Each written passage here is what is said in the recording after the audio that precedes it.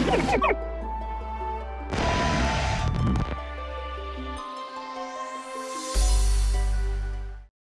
going on, everyone? My name's Patterrz, and welcome to my first gameplay of Let's Go Pikachu and Let's Go Eevee. I was able to go down to EGX over the past weekend, and I met a lot of people there. You know, we hung out, had a good time.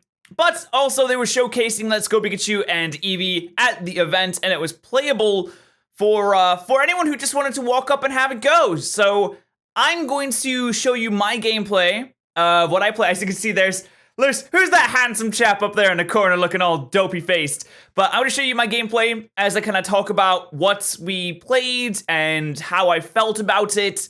So without further ado, I'm just going to start the gameplay right now. There's about 6 minutes of footage here. We did end up playing a little bit more beforehand, but essentially the setup was that there was a few consoles around, and you could just walk up, you could wait in line.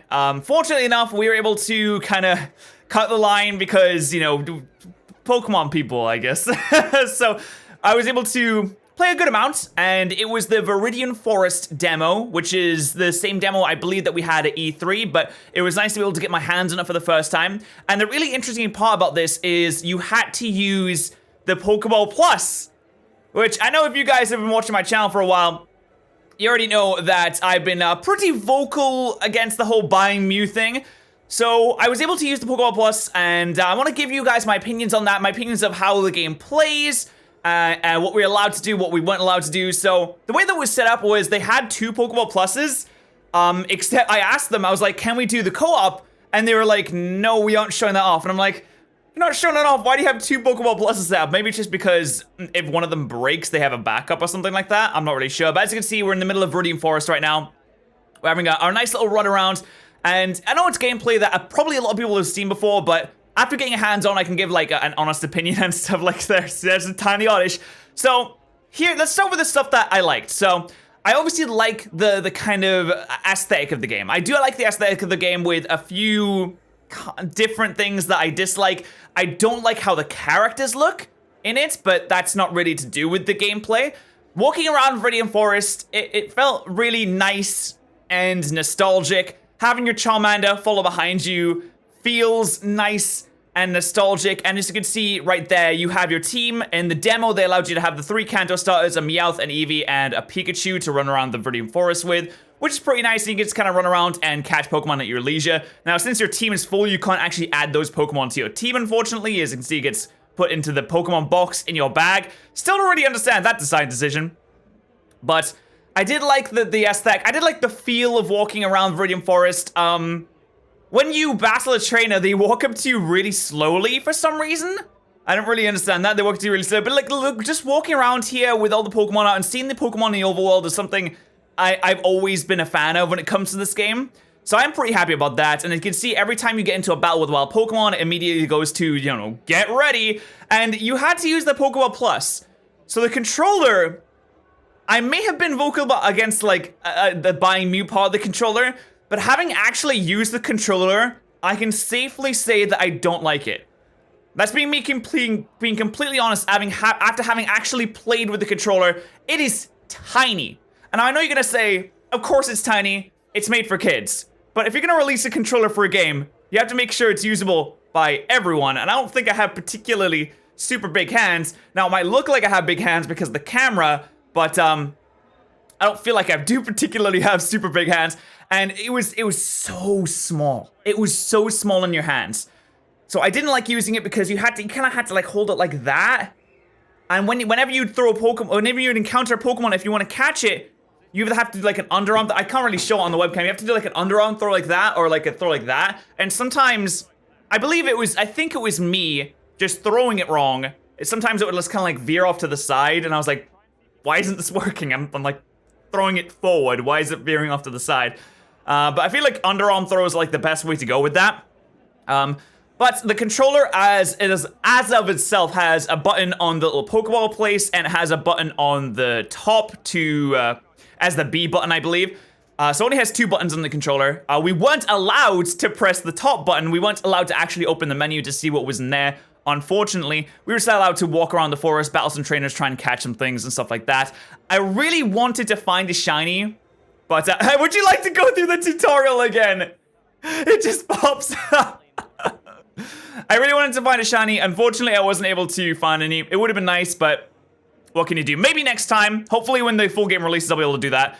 So the PokeBall Plus, it's not for me. It's really not for me. Like I said, only 2 buttons. Really, really small, awkward to hold. After about 10 minutes of using it, I was just like, I really want to just use a normal Joy-Con or a normal controller. Like, I can see it being fun for kids, and that's probably like the main thing they're going to go for there, but not for me. I do like how Pikachu kind of sits on your shoulder the entire time, though the scaling of Pikachu seems really weird. It looks like Charmander's like 3 times as big as a Pikachu, which is a little bit odd. And then you have like the normal Pokemon Go catching mechanics for things like, but the Butterfree looks a little bit strange too, because as soon as you enter the battle, it like, boom, it like just goes like that. And it doesn't feel like physics really works like that, but to get, see, I'm trying to like throw the Pokeball here. Let's see if it shows me on camera again. I don't know, because Christian, oh, by the way, thank you to Christian Faint Attacks for recording and sending me this gameplay. Absolutely fantastic guy. I will leave his link in the description. Make sure you go and subscribe to Christian. Absolutely fantastic guy. But you can catch different things. Let's see, I was like throwing it underarm and it, oh god. You can see me like actually like talking about this here. I was throwing it underarm and it was like veering off to the side when I was trying to throw at the Butterfree on screen. And then it did it right for some reason. I wasn't ready. I think that's just me. I think I was getting it wrong there. But there was that. And as for the trainers, it looks like the trainers have been obviously made a little bit easier. And also the experience share was on in the demo, and you get so much experience for catching Pokemon. You get an insane amount of experience because that's the same thing as Pokemon Go. So whenever you catch a Pokemon, you get certain bonuses depending on how you caught it, whether it was the first throw or like an excellent throw, what kind of Pokemon it was that you caught, and you see in the screen there, like what kind of bonuses you can get. And I feel like that is going to be easily the best way to level up your Pokemon, because battling trainers actually doesn't really give you that much. Battling trainers is very, very small, so they're going full for the, oh, and that's the end of the 6-minute gameplay. I'll just go back. I had a lot more to talk about, but as you can see, the Kakuna here is level 3. All it really did was spam Harden, which is unfortunate. That's all it really did. In fact, I don't think any of my Pokemon ever came close to fainting. I think even if you throw the game, you still end up winning. But that just might be the first initial parts of the game, and then maybe, hopefully later on, it gets a little bit more challenging. That's what I'm hoping for. So you can see, I got 17 experience points for taking out the Kakuna, right? I mean, it's level 3. But when I caught when you catch different Pokemon, you can get like 50 points of experience for everyone in your team just for catching Pokemon. It's a little bit ridiculous, actually. But the PokeBall Plus, it is pretty nice because when you throw a Pokeball and it starts vibrating, you can feel the vibrations in your hand. So I will say that is actually pretty nice. And they had an extra, so when you shake the Pokeball, you know, you can hear the Pikachu cry. That's kind of cute. So whatever Pokemon you have in the PokeBall Plus, when you shake it, you can hear it cry, which, I mean, that's nice. That is pretty nice. And I do like how they've added different grass types to the forest, you know, expanding the amount of Pokemon that you can get in different areas. That seems cool as well, because with Pokemon games, especially even in Generation 7, it just seems like all of the Pokemon are just so samey in the same areas. Like in Generation 7, you got like Yungoos, Pelipper, and like Slowpoke, and like almost every single route that's near ocean. And look how quickly you level up after catching Pokemon. I think it's gonna make catching all runs a lot easier in this game, but I do like the aesthetic of the game though. Some of the sprites, oh my god, some of the sprites look super, super, super nice. And you know, obviously, can confirm that there's no items and abilities, there's no held items and no abilities. But I'm sure you guys knew that already. You know, there's lots of different things on Cerebi explaining that. No held items, no abilities, nothing like that.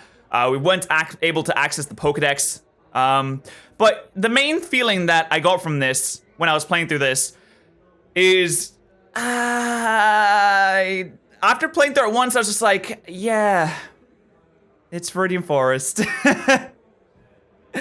And I feel like that's it. Obviously, I know I'm gonna be beating a dead horse when I say this, but there's nothing new here, right?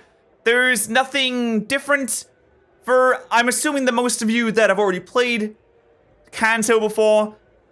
When you play through this, it's gonna be like, yeah, it's Kanto. Yeah, that's what it is, and that's kind of like all it is. It's just Kanto. So, while I mean I'm still gonna play the game, I'm still somewhat looking forward to playing the game. It's just another Kanto game. at the end of the day. If you want that, fantastic. That's amazing. I hope you enjoy it. If you're looking forward to something a little bit different, this isn't that. But, hey, I'm glad that I was able to play it and kind of get my own thoughts and feelings. I was glad I was able to use the PokeBall Plus to get my own thoughts and feelings on that as well.